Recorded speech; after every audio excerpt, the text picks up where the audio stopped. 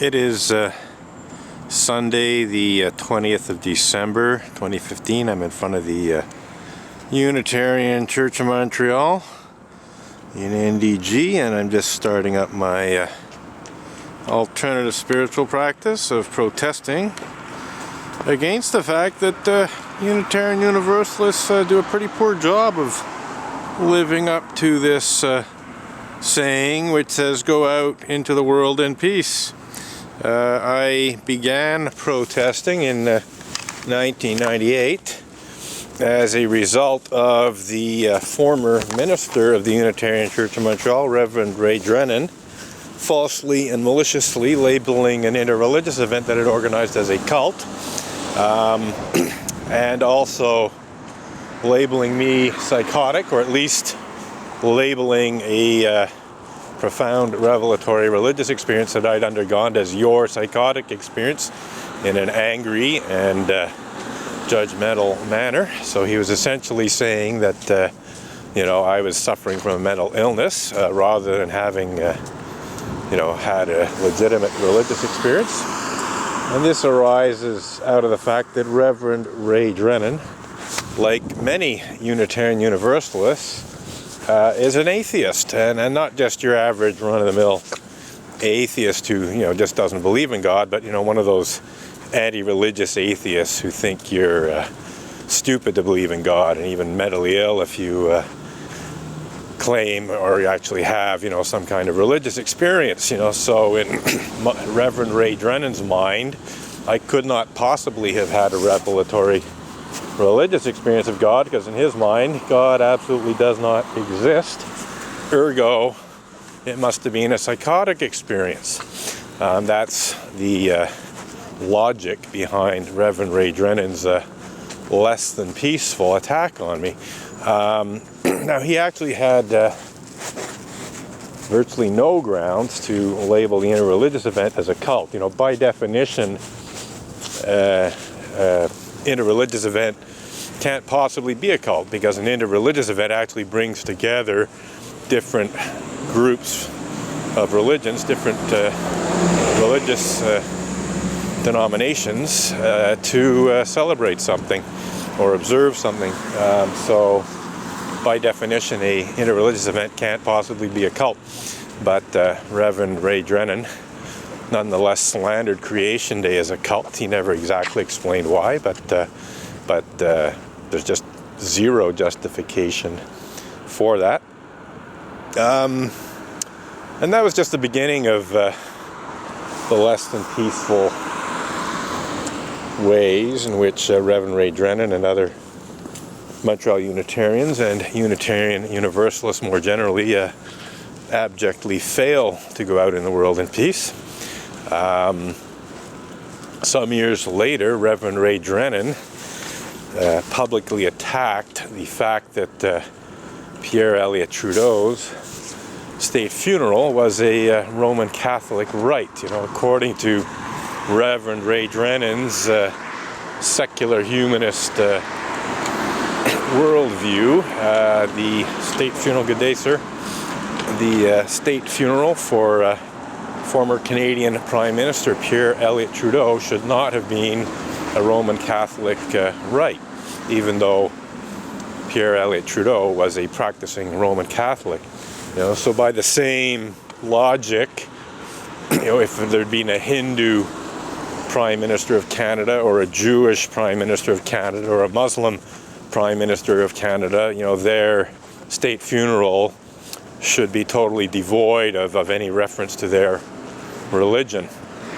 And it's fair enough to make that argument if you wish, but of course Reverend Ray Drennan did it in a way that was, to say nothing less than peaceful. In other words, he made his argument in a rude and offensive manner, rather than in a purely logical, rational manner.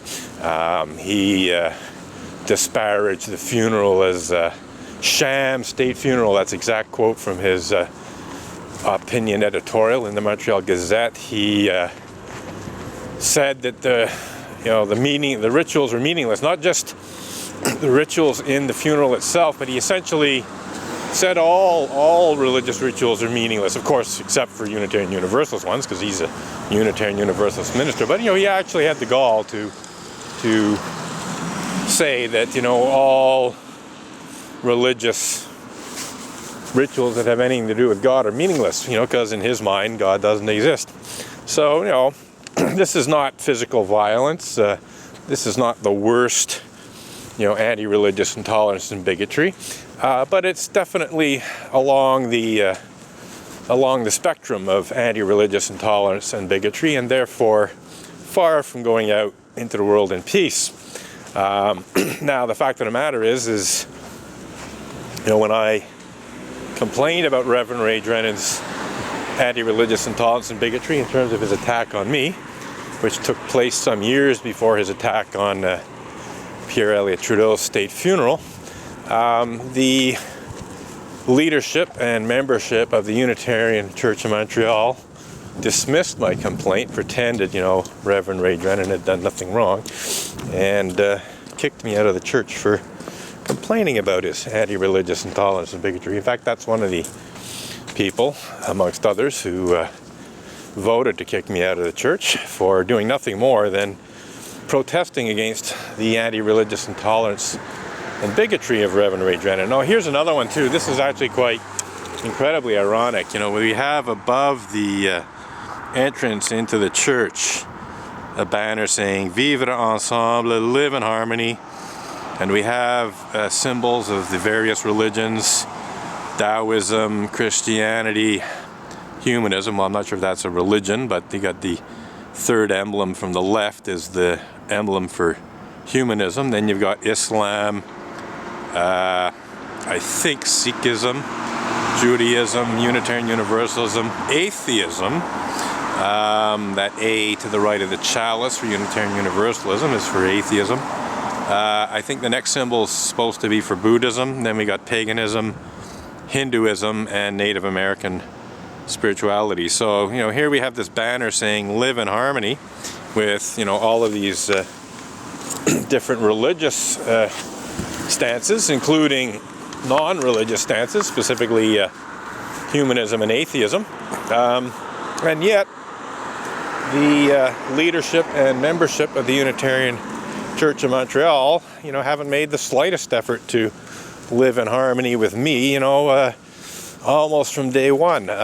When I joined the church in 1993, the minister of the church was an interim minister who was a Christian Unitarian. His name was Reverend David B. Park. He was a fairly prominent Christian Unitarian, and he was actually very welcoming. He actually lived up to the claimed principles and purposes of Unitarian Universalism in a pretty consistent way.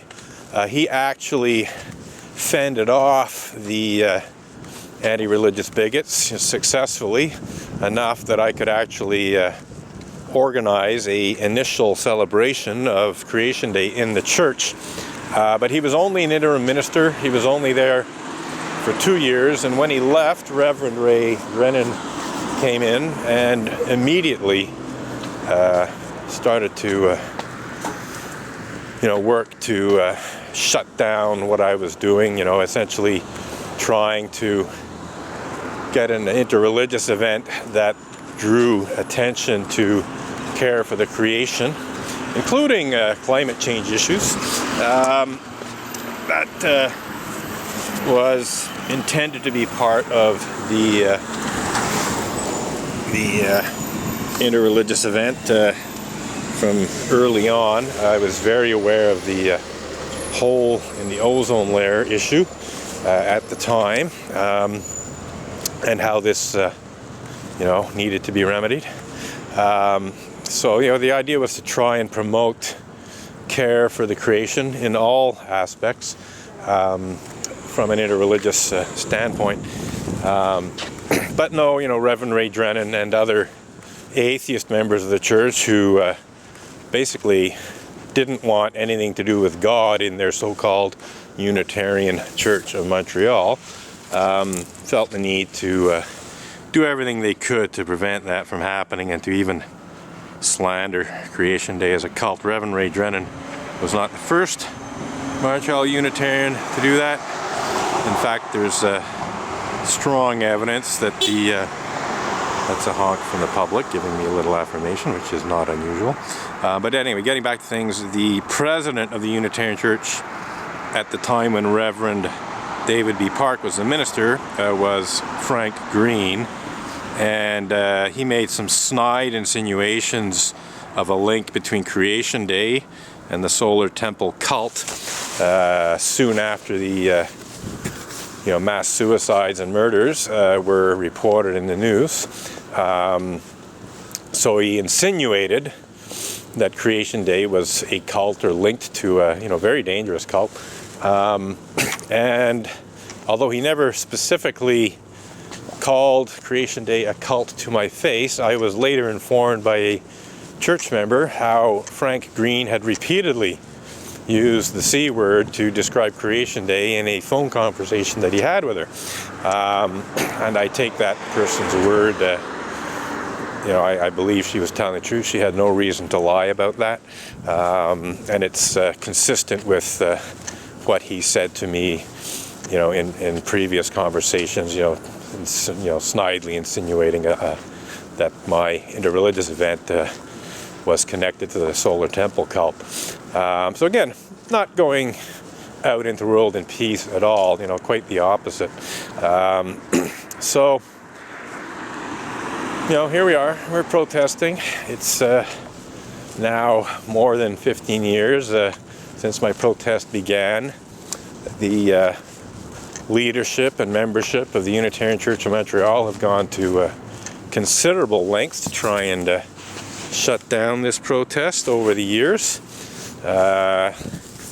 Even going so far as to bring false criminal charges against me that I had to defend myself against in criminal court.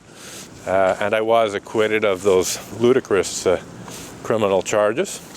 Essentially what it comes down to is in December of 2000, a few months after the incident where Reverend Ray Drennan had totally trashed Pierre Elliott Trudeau's state funeral, I was protesting here in front of the church, and a police car drove up. A police officer got out and told me I was under arrest.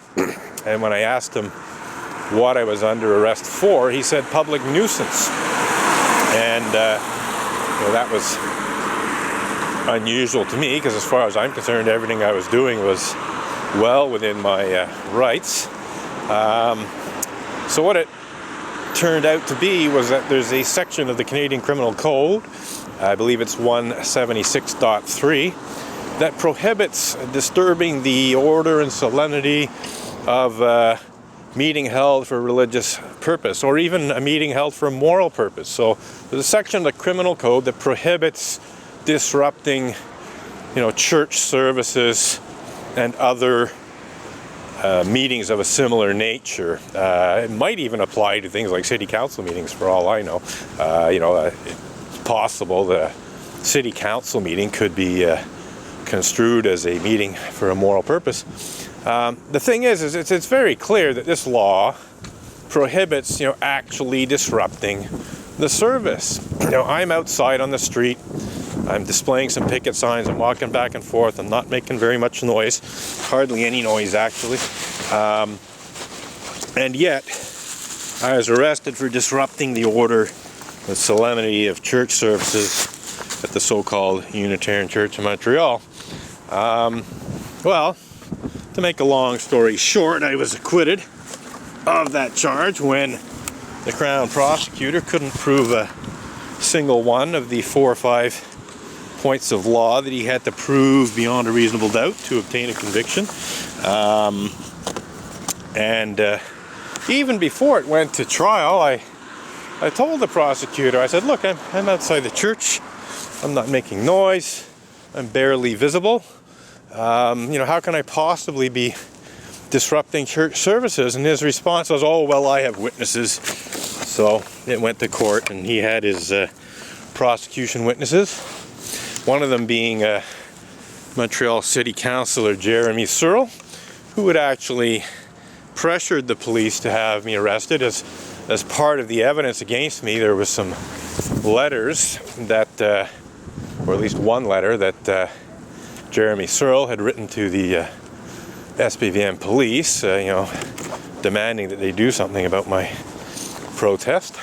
So it was clear that there was political pressure from Jeremy Searle to force an end to my protest in front of the Unitarian Church of Montreal. And he, as I said, was one of the prosecution witnesses. So, this took like 3 years. I'm not saying I was like in court for 3 years, but the process was spread over about 3 years. I was arrested in December of 2000, and I wasn't acquitted until the spring of 2003, if I remember correctly. So that's all of 2001, all of 2002, and a few months into 2003. So yeah, more than 2 years in any case to be acquitted of the bullshit criminal charges that were brought against me as a result of bullshit testimony brought by Jeremy Searle, Val Bourdon, and other members of the Unitarian Church of Montreal. It was just ludicrous, really. A huge waste of taxpayers' money, going through the court system to defend myself against this ludicrous charge, which essentially was an attempt to force an end to my protest. That's what it was all about, because my understanding, based on what I learned later from a member of the church who's in a position to know about such things, is that the raison d'etre for that arrest was that before that arrest, the leadership of the Unitarian Church of Montreal had approached the police, and had either the police or the courts, I'm not sure which, it wasn't clear from what this person said to me, but essentially what it came down to is that the leadership of the church